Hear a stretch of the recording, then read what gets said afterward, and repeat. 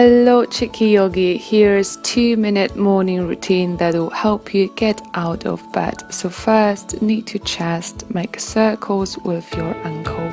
Try to straighten your leg, go only as far as comfortable, move your foot around, move your toes. Leg down, opposite leg to your chest. Observe, do you feel any difference between the sides? Stay longer on the less flexible side. Again, move your toes, just play with your foot. Now both knees to your chest, upside down, child's pose. Feel your lower back releasing. Roll to your side and slowly sit up.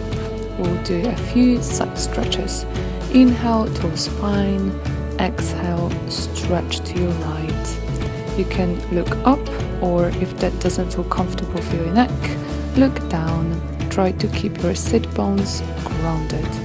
Inhale, toe spine. Exhale, stretch to your left. Again, sit bones grounded. Inhale, back up, and now twists. Inhale, toe spine. Exhale, twist. Always deepen the twist on exhale. Also untwist on exhale. Take a deep inhale and twist on exhale again. Take inhale and on exhale come back to center. Well done! The day is yours. Thank you for showing up for yourself. See you next week.